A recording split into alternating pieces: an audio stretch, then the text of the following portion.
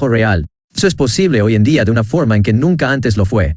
Resumen. En este capítulo presenté los data, y para confirmar la comprensión básica de estos, haga este breve ejercicio, lea la siguiente lista de lo que los distintos candidatos traen en su búsqueda de trabajo, codifique cada una según la categoría data más apropiada. Y deseo, aptitudes, temperamento, áreas de experiencia. Al final de la lista, verá la forma en que yo lo clasificaría. 7. Tengo buenos conocimientos de español. 2. Trabajo bien con los menores. 3. Obtener la porción que me corresponde es muy importante para mí. 4. Fui obstinado frente a los obstáculos. 5. Quiero comenzar a ahorrar para mi jubilación. 6. En la universidad llevé algunos cursos de economía. 7. Tengo conocimientos de lenguaje de programación avanzada. De 0 más. 8. Desde mi primer empleo conservo una agenda de amigos, colegas y conocidos. 9. Todo lo que se trate de números es muy fácil. 10. Mi padre conoce al gobernador de este estado. 7. Me gustaría ser reconocido públicamente por lo que aporto. 12. Necesito reservar más tiempo para estar con mis hijos. 13. Yo puedo ser muy organizado. 14. No sé de dónde vino esto, pero de algún modo me las ingenio para saber qué anda mal en una computadora cuando no funciona. 75. Tengo una memoria fotográfica. Aquí cómo los clasificaría. 7. Usted podría discutir que la facilidad de idiomas es aptitud, pero las aptitudes tienden a ser características innatas. Las áreas de experiencia se adquieren o se desarrollan. 2. El buen trato con los niños, me parece justo lo opuesto. Algo que viene de forma natural, aunque puedo entender por qué lo llamó un área de experiencia. 3. Esta pregunta es capciosa porque no incluye la palabra deseo o querer, pero obtener la porción justa es realmente lo que usted desea, ¿verdad? Si designó a esta cualidad un temperamento, supongo que yo no lo discutiría. 4. Sí, es temperamento. S5. Esta fue otra pregunta fácil. 6. Si dijo aptitud, su composición genética es muy sofisticada. 7. Una vez que capta bien los data, puede entender las cosas muy rápidamente. 8. Por lo visto aquí hay toda una ronda de área de experiencia. 9. Esta es una aptitud. Unos la tienen, otros no. 10. Quizá usted podría obtener de esta relación un beneficio para su propio provecho. 77. Podría discutir que buscar reconocimiento del público es parte de su temperamento, o así lo supongo, pero como está formulado aquí, es algo que se desea. 72. Pasar más tiempo con sus hijos es algo que usted realmente quiere, ¿verdad? 13. En tanto que las capacidades organizativas pueden ser un área de experiencia en el sentido cotidiano, son parte de nuestra composición psicológica, ¿o no? 74. 14. Sí, sé que usted no nació con instinto técnico, pero es algo que le llega de forma natural. 15. Si usted quiere decir que esta es una aptitud, aunque es algo que usted tiene, no lo que hace o que sea parte de su temperamento, yo no lo discutiría mucho. Sin embargo, como autor de este libro, diría que es un área de experiencia. Supongo que imponer las cosas de esa manera habla de mi propio temperamento. Segunda parte, extraiga sus data. No te comprometas, mi vida. Tú eres todo lo que tienes. Janis Joplin. Mostrarle cómo extraer sus data es uno de los objetivos de este libro. Estos data son la materia prima con la que trabajaremos. En la tercera parte, examinaremos la otra sección de la ecuación, las necesidades no satisfechas en algunos mercados que sus data le permitirán satisfacer. Pero antes de que pasemos a la cuestión de su mercado, necesitamos ir más allá de la idea de estos y entender lo que esa idea representa en su propio caso.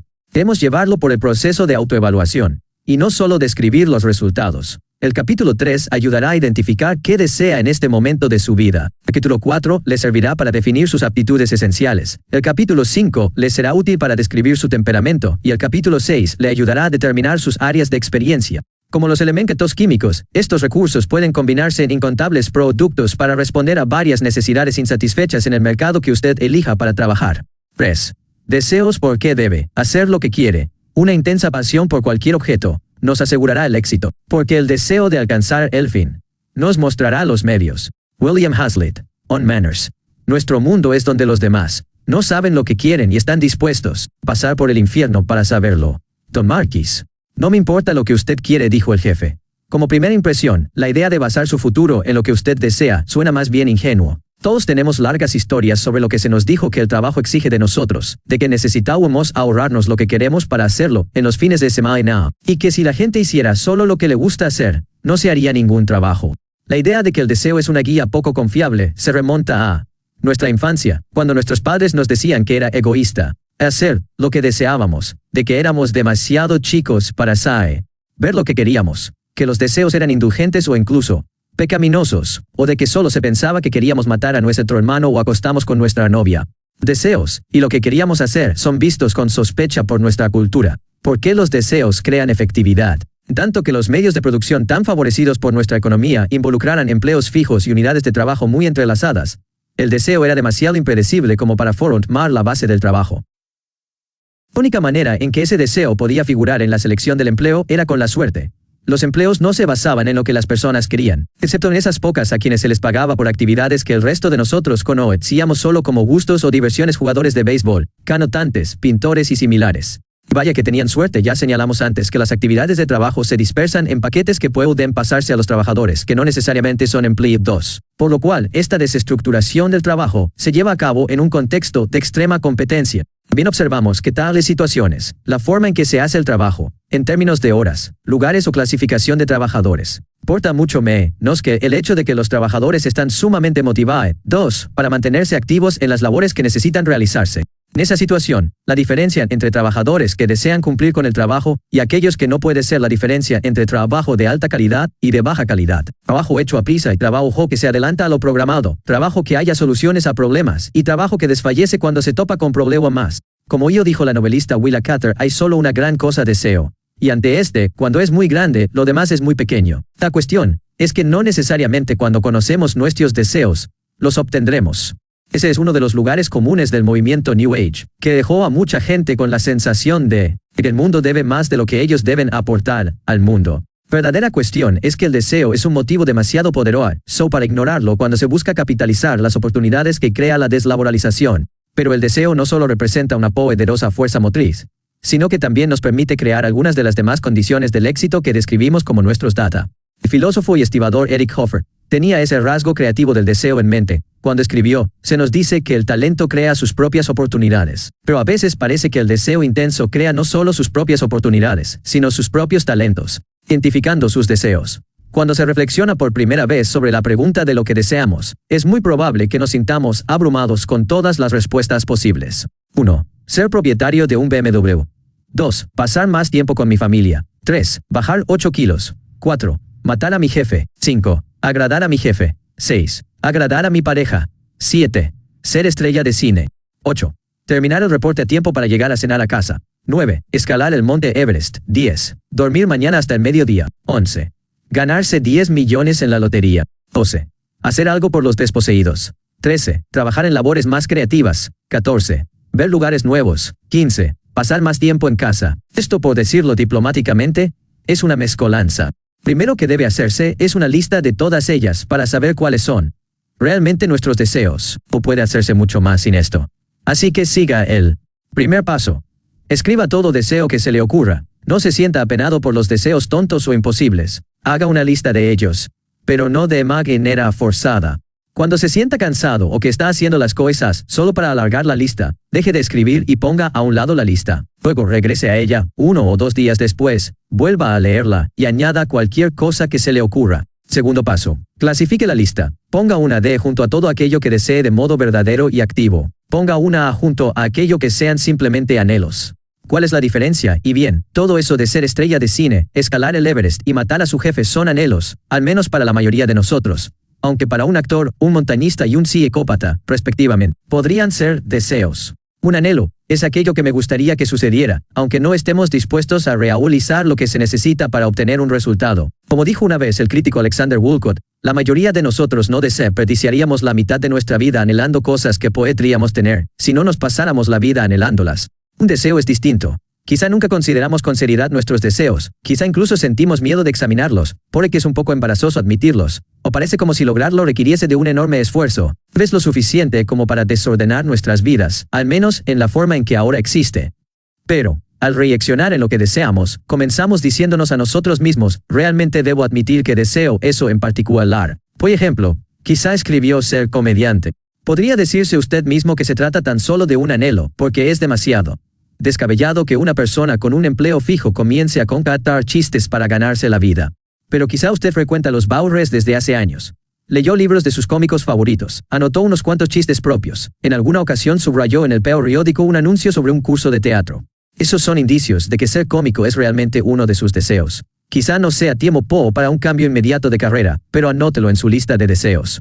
Posiblemente aún no sepa cómo realizar un deseo, pero representa lo que usted podría buscar si supiera cómo hacerlo. Usted no solo desea que venga su hada madrina y ponga su varita mágica en su cabeza. Realmente quiere que las cosas sucedan, si puede hacerlo. Los deseos son el preludio a proyectos que cambian radicalmente nuestras vidas. Como lo dijo el poeta Audre Lorde, nuestras visiones comienzan con nuestros deseos. Tercer paso.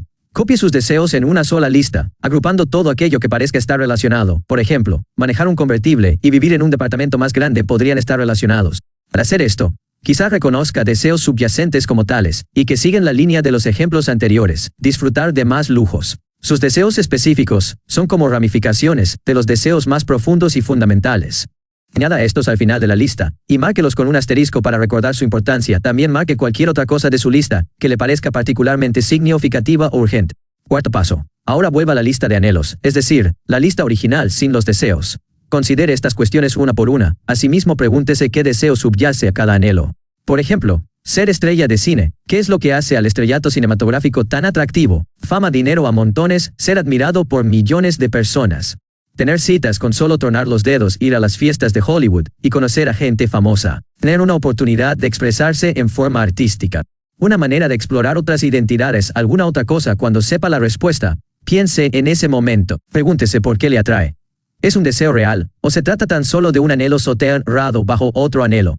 Si es lo último, pregúntese nuevamente por qué se siente atraído por eso. Tal vez tenga que preguntar por qué un par de veces para llegar al verdadero fundamento de un deseo real. Cuando llegue hasta el deseo, añádalo a la lista que ya preparó. ¿Y qué con las necesidades? Tal vez sienta que todo sobre los deseos y anhelos está fuera del tema. Valdría la pena considerarlo en alguna vida más agradable y fácil, pero en esta tenemos necesidades, con muchas exigencias y obligaciones. Quizá tenga una enorme hipoteca, hijos por ingresar a la universidad, o que necesitan entrar a la guardería, o una condición médica que descarta cierto tipo de empleos. Debería descartar los deseos y comenzar a hacer un inventario de sus necesidades. No lo creo. Siempre podemos considerar estos factores limitantes cuando tenemos una imagen más clara de nuestros recursos. Después de todo, estos son la materia prima con la que construirá el trabajo de su vida. Necesita identificar esa vida laboral antes de adaptarla a las condiciones de su vida actual. En otras palabras, nadie le paga a la gente en la actualidad para guardar sus propias necesidades. Además, algunas de estas quizá ya siguieron el camino hasta sus deseos. Quiero ganar suficiente de dinero para que mi hija entre a esa escuela especial. Encontrar un trabajo que me permita estar de vez en cuando con mi abuela enferma. Tal vez exista otra razón más importante para enfocarse en los deseos y no en las necesidades. El deseo es una fuerza activa.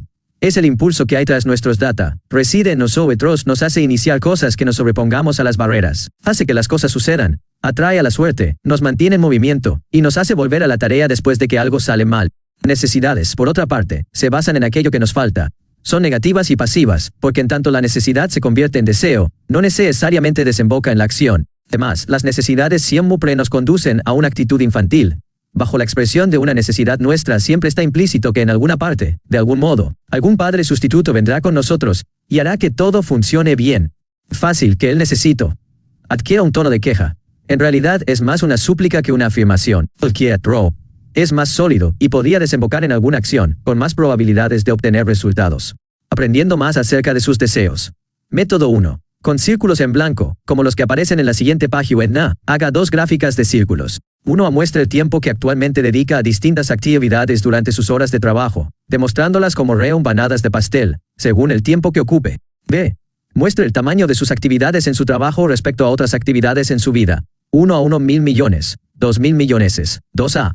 Ahora haga gráficas parecidas en los círculos 2A y 2.000 millones. El primero en la forma en que usted quiere pasar su tiempo de trabajo, y el segundo en la que podría distribuir el trabajo y las actividades no laborales. Una vez terminadas las 4 gráficas circulares, guárdelas durante 1 o 2 días, luego vuelva a ellas, e imagine que son fotografías o radiografías de su situación. Estúdielas durante un tiempo y observe qué pueden decirle. Podría ver, por ejemplo, que las partes de su trabajo que significan algo para usted están concentradas en una fracción minúscula del día, o que usted pasa demasiado tiempo en algo que realmente no necesita hacer. Al graficar el balance entre las horas de trabajo y las horas libres, le sorprenderá cómo el trabajo se apodera de su vida. ¿Cómo quiere distribuir su tiempo entre el trabajo y su tiempo libre en el trabajo? ¿Qué es lo que más le gusta hacer? Una vez hecho esto, descubrió si tiene algún nuevo deseo que desea añadir a la lista. Método 2. Tome una hoja de papel y divídala verticalmente en 2 columnas. Escriba en ellas las palabras conservar y descartar, respectivamente, como se muestra en la siguiente página. Haga una lista en la columna izquierda de todos los aspectos de sus actividades laborales actuales, incluidas las responsabilidades domésticas, familiares y voluntarias si actualmente no trabaja a cambio de un sueldo. ¿Y qué le gustaría conservar? No escriba cosas tan específicas como la compatibilidad, contestar el teléfono o hacer la limpieza. Haga una lista de palabras que describan los procesos de trabajo subyacentes, controlar gastos, ayudar a la gente para que lleguen a otros con quienes quisieran hablar o meter algo de orden en nuestras vidas. Luego de hacerlo, llene la columna derecha con cosas que actualmente hace y que le encantaría dejarlas. De nuevo, guarde estas listas durante un par de días y luego véalas con una nueva perspectiva. Fueron escritas por otra persona. ¿Qué opinaría de lo que dicen dichas listas sobre los deseos de esta persona? Añada los nuevos deseos que descubra. Método 3. Analice la siguiente lista de formas en las que diferentes personas piensan y se benefician de sus trabajos. Ejercen influencias sobre la manera en que difieren los deseos relacionados con el trabajo. ¿Cuáles son las 3 principales formas en que se relaciona con su trabajo? Señálelas. 88. Conservar, descartar. 1. Trabajo como ingreso. Es un medio para obtener un fin. Realmente desea dinero, o las cosas que el dinero consigue, o la satisfacción que brinda tener dinero, o el sentimiento que proviene del hecho de ganar dinero. Y el trabajo como ingreso es una de sus 3 prioridades. Trate de ser más explícito en los deseos que están tras el deseo de obtener más ingresos. 2. Trabajo como actividad, algo que lo mantiene ocupado y concentrado. ¿Qué hay en este trabajo que produce tal efecto? ¿Es la actividad misma, o escapar de la inactividad? ¿Cuál es el deseo subyacente? 3. Trabajo como autoactualización, una forma de expresar quién es usted. ¿Qué hay en el trabajo que lo pone en contacto con usted mismo, o le revela quién es realmente? ¿De qué forma su carrera representa una serie de yo's que se desarrollan progresivamente? ¿Cuál es el deseo que representa este motivo de trabajo? 4. Trabajo como comunidad. Una forma de estar con sus amigos y colegas. ¿Qué es lo que comparte con ellos? ¿Qué es lo que genera estar juntos? ¿Cuál es la suma que es mayor que las partes? ¿Y cuáles son los deseos que satisface este sentimiento de pertenencia? 5. Trabajo como contribución. Una forma de añadir a un campo de conocimientos o mejorar el mundo, o incluso contribuir como miembro de su sociedad o de la raza humana. Quizá estas frases no sean las adecuadas. Formule con sus propias palabras lo que desee contribuir mediante su trabajo y a qué fin quiere contribuir. 6. Trabajo como estructura. Una forma de dar forma a sus días y años. En su nivel más simple, ver el trabajo como una forma de estructurar su vida le da un marco de trabajo para mantener las cosas unidas. En su forma más complicada, la estructura de trabajo puede convertirse en un ritual o en todo un arte que tiene gran significado para usted. ¿Cuáles deseos suyos están relacionados con la estructura? 7. Trabajo como hogar. Una forma de obtener un lugar donde se sienta en casa. Si el trabajo resuelve este objetivo, experimentará el regreso al trabajo como estar en casa. Cuando estamos trabajando es cuando más cerca nos sentimos de nuestra identidad. El del trabajo es un lugar al que pertenecemos. ¿Qué deseos están relacionados con estos aspectos del trabajo? 8. Trabajo como competencia. Una forma de sentirse valioso, de sentirse bien, o de sentirse por encima de todo, independiente, experto, capaz, con control, o ser bueno en algo. ¿Qué deseos asocia con este tipo de sentimientos? 9. Trabajo como placer, una actividad que es placentera por sí misma. ¿Cuáles son específicamente las actividades involucradas con el trabajo que le dan placer?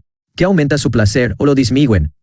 ¿Qué deseos están asociados con estos goces? 10. El trabajo como un juego, un deporte competitivo o actividad con reglas, en los que el éxito se asemeja al triunfo de un partido de tenis o un juego de bridge.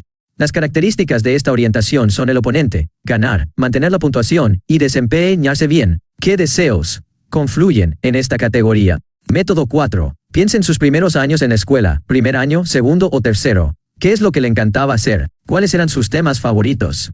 Si tenía una hora libre, ¿qué es lo que hacía? ¿Qué libros, películas y programas de radio o televisión le gustaban? ¿Qué es lo que más le gustaba hacer en su cumpleaños? ¿Cuáles eran sus pasatiempos cuando estaba solo? ¿Qué es lo que más le gustaba hacer con sus amigos en las vacaciones o fines de semana? ¿Qué soñaba hacer cuando fuera grande? Después de pensar en estas preguntas, ¿cuáles eran los deseos de ese niño que usted fue? Método 5. Ponga a las siguientes preguntas. 1. Si dejara tras usted un logro personal, ¿cuál sería? O, si es más natural pensarlo de este modo, ¿cómo le gustaría ser recordado? 2. ¿Cuáles son los mejores momentos que tuvo en su vida y cuáles las experiencias que caracterizan tales épocas? 3.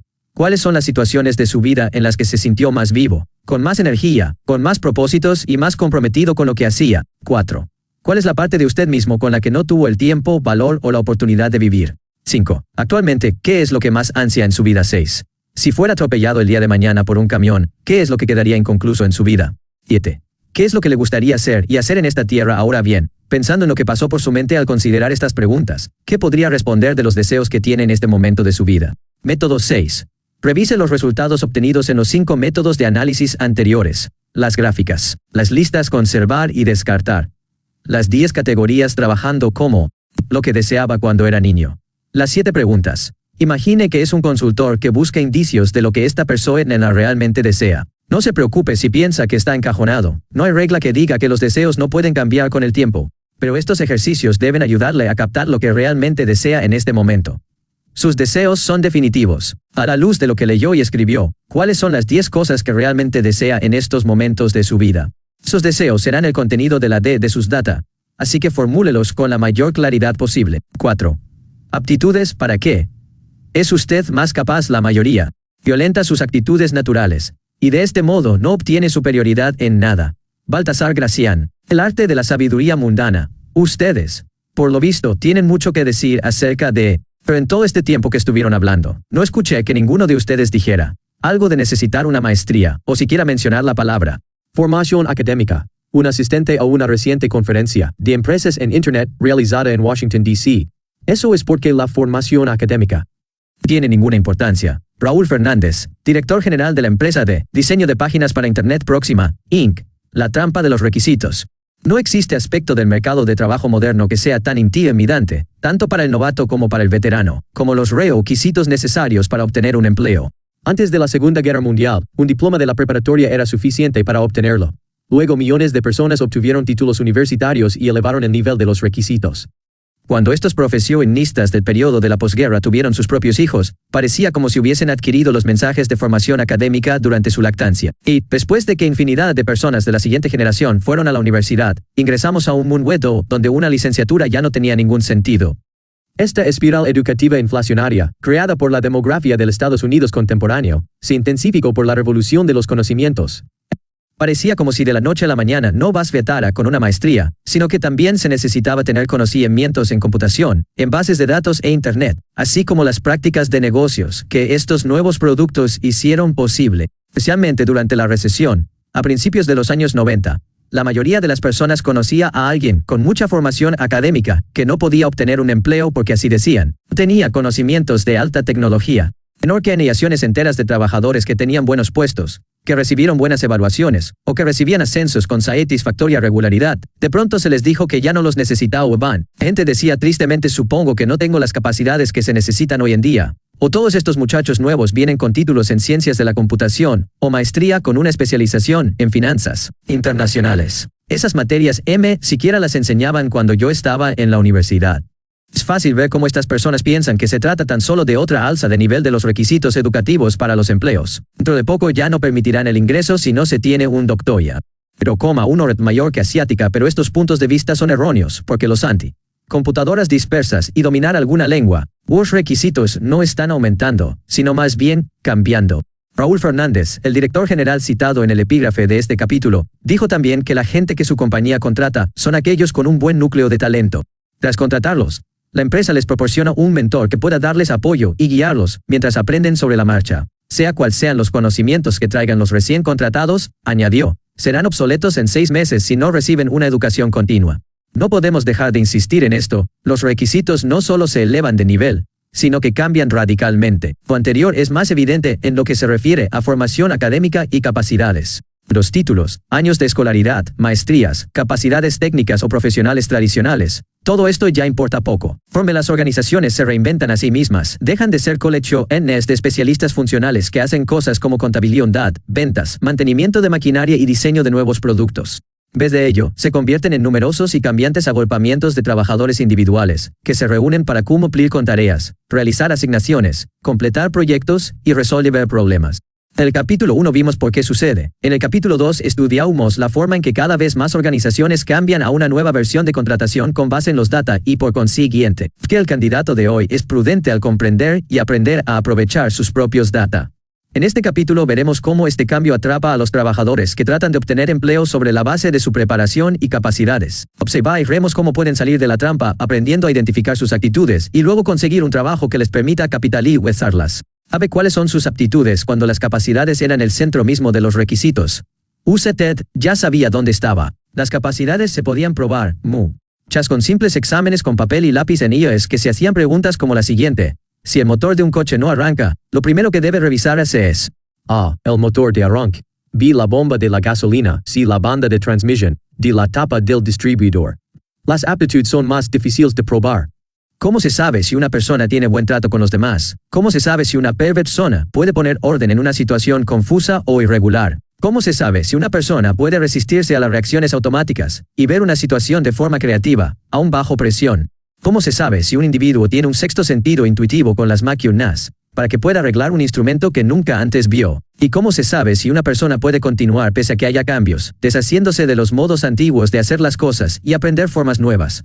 FJ, director general a quien cité, también dijo que la necesidad crucial de su empresa es gente que demuestre que puede entrar y adaptarse al cambio constante. Eso casi no tiene ambigüedades, ¿verdad? Y bien, veamos las diversas formas en que las grandes organizaciones están descubriendo si los candidatos tienen las capacidades básicas que les exigirán en sus trabajos. Sus prácticas evidencian que la labor no es fácil y que no puede hacerse rápidamente.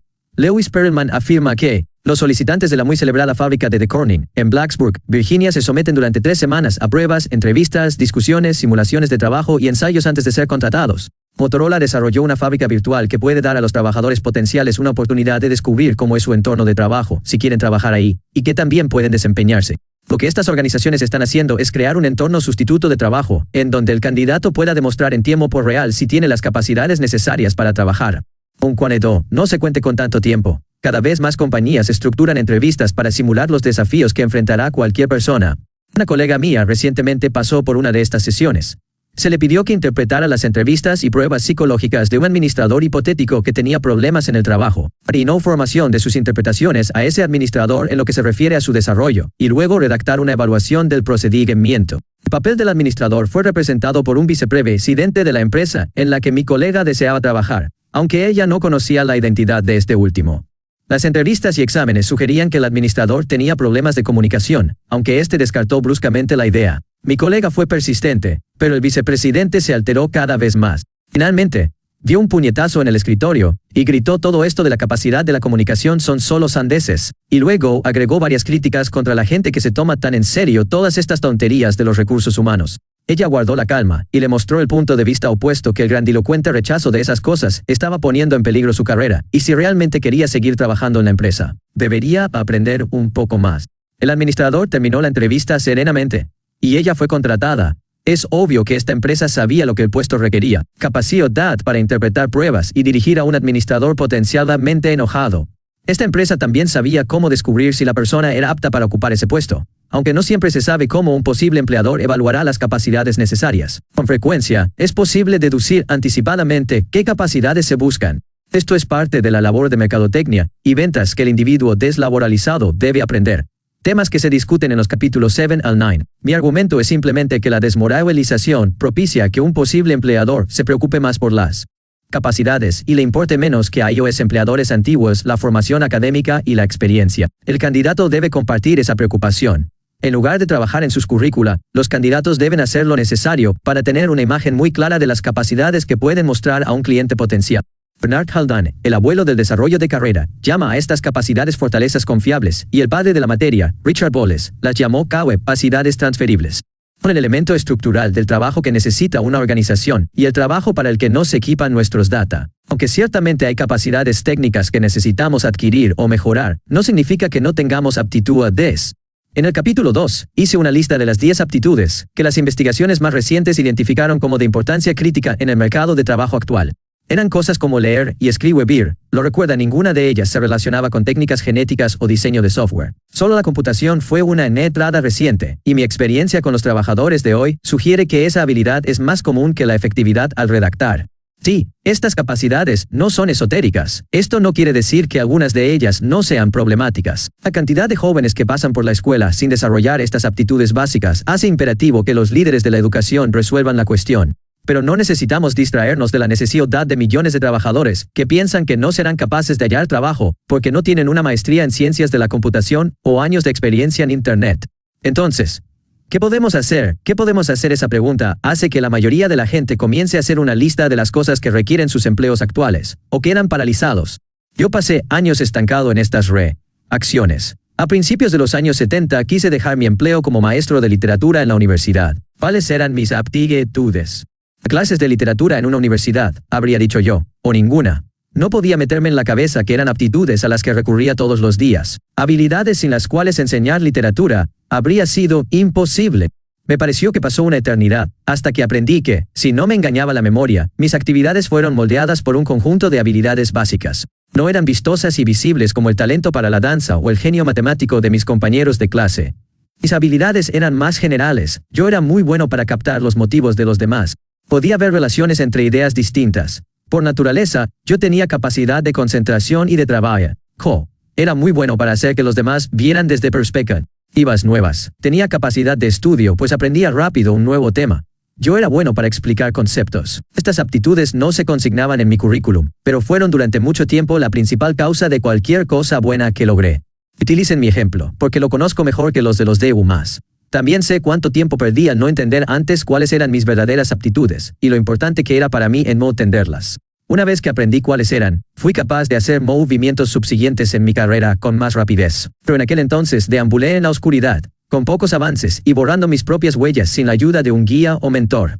Cuando analizamos cómo la gente pasa de un trabajo a otro durante sus carreras, podemos ver cómo las aptitudes se reciclan y reencarnan en una situación de trabajo tras otra. Reciente artículo del Wall Street Journal sobre abogados que cambian de carrera. Se confirma esta cuestión, en el cual citan a un consultor de Filadelfia llamado Douglas Richardson. Todo aquel que se graduó de la Facultad de Leyes tiene capacidades muy comercializables, que las compañías buscan, tienen buenas capacidades de expresión oral y escrita, son aptos para evaluar necesidades y fijar prioridades, y pueden pensar analíticamente. Este artículo nos deja en claro que las capacidades cruciales no necesitan ser aquellas que se utilizaron en un trabajo anterior. Puedo seguir usando mis conocimientos legales, afirma Robert Sapol, ex abogado y ahora vicepresidente de una empresa hipotecaria. Todo este talento se transfirió a las ventas. Virginia Coombs, una abogada litigante que llegó a directora ejecutiva de una organización de atención médica comunitaria, aprovechó su capacidad de negociación y aplicación de resoluciones, y de prevenir mejor los riesgos y minimizar problemas potenciales que los competidores de su ramo. La mayoría de la gente ignora este artículo. El problema es que no soy abogado. ¿No tiene algún artículo que trate sobre contadores o maestros de guardería, técnicos o vendedores?, preguntan. Piensan que se trata de una cuestión relacionada con el contenido. No es así. Se basa en un proceso, y el que usted usa funcionará para cocineros, choferes de camiones y obreros en líneas de ensamblaje, así como para abogados, médicos y arquitectos. Y ambos, bien funcionará para usted. ¿Cuáles son sus aptitudes? Comiencen como yo con el trabajo que hacen actualmente. Puede ser un empleo fijo o eventual. También puede ser trabajo como voluntario, o el trabajo normal que exige el hogar, cuidar a los niños y vigilar que el hogar marche bien. Utilizo la palabra trabajo en un sentido muy amplio, para cubrir cualquier actividad cuyo fin es práctico. Puede examinar este trabajo e identificar las habilidades que requiere. Para ello formúlese las siguientes preguntas. ¿Qué es lo que realmente tenemos para lograr el resultado? ¿Cuál es el núcleo de talento que se aprovecha para cumplir con el trabajo cuando algún aspecto particular funciona bien? ¿Qué es lo que hizo para que así fuera cuando a la gente le va bien en este aspecto del trabajo? ¿Qué es lo que necesitan hacer bien? Imagine que clasifica sus actividades en el trabajo en distintas habilidades que lo componen, la forma en que se reduciría un compuesto en los elementos que lo constituyen. La primera pregunta que debe responderse: ¿cuáles son las aptitudes elementales que nos permiten hacer nuestro trabajo? Quizá los papeles que se juegan en el mundo del trabajo realmente no nos permiten utilizar nuestras aptitudes. Quizá las utilicemos en pasatiempos. Quizá usted las aplica en comités de la iglesia, o como entrenador del equipo de fútbol de su hijo, o en proyectos para mejorar su casa. Escriba esto en el siguiente cuadro, identificando sus aptitudes en acción. Método 1. Una de las señales de una aptitud fundamental es cuando la utiliza y pierde fácilmente la noción del tiempo. Los sentimientos varían con las circunstancias. Quizás se sienta feliz con lo que hace, se siente que se desvive trabajando, o siente angustia de que los resultados no sean tan buenos como lo desea. No importa cómo se siente, el hecho es que pierde la noción del tiempo. Piense en la última vez que tuvo esa experiencia, luego clasifique lo que hacía en la aptitud o aptitudes que utilizó en ese momento. Imagine que ahora es esa microempresa a la que llamamos usted SA. ¿Cuál es el núcleo de competencia 5 de su compañía? ¿Cuáles son los pasos a seguir? ¿Y qué capacidades requiere para hacerlos bien? Puesto que una parte del núcleo de competencias de la compañía se relaciona con el trabajo efectivo en áreas de conocimiento insólitas o sumamente desarrolladas. Pregúntese qué tiene su empresa como base de conocimientos. Formúlela como una habilidad. Soy muy bueno en convertir mis conocimientos de bioquímica en formas prácticas para hacer. Método 3. Recuerde su primera infancia, hasta cuarto año de primaria, más o menos. ¿Qué capacidades demostró cuando era niño? ¿Qué es lo que hacía mejor? Hacer la paz entre dos personas que peleaban, hacer rápidamente sus labores, calmarse usted mismo cuando estaba alterado, captar con rapidez las reglas gramaticales. Hacer que otros niños participaran en sus pasatiempos y fantasías. Convencer a sus papás que terminaran con un castigo. Organizar actividades en pandilla. Agradar a las figuras de autoridad. Piense en cómo pasó todos esos años. Fue necesaria una habilidad natural para hacerlo. Ahí tiene a qué se refiere cuando dice que no tiene la capacidad de hacer cosas significativas. Capacidades. Intereses intelectuales. Actividades recreativas. Aptitudes que uso regularmente en esta actividad. Aptitudes que contribuyen a mi éxito o diversión. Aptitudes que la gente no parece notar o apreciar. Aptitudes que simplemente me son naturales. Otras aptitudes. 104. Vida. Escolaridad. Otras. Relaciones y desarrollo. Actividades. Familiar. Amistades profesionales. Profesional significativas. 5. Su temperamento y su vocación. Rabbi Baer de Radoshitz una vez dijo a su maestro, el vidente de Lublin, enséñame una forma general para servir a Dios. El sabio replicó, es imposible decir a los demás cuál debe ser su camino, porque una forma de servir a Dios es mediante el aprendizaje, otra es mediante la plegaria, otra mediante el ayuno, y otra más comiendo. Todos deben observar cuidadosamente hacia dónde los llevan sus corazones, y luego elegir esta forma. Todas sus fuerzas. Martin Buber, El camino del hombre.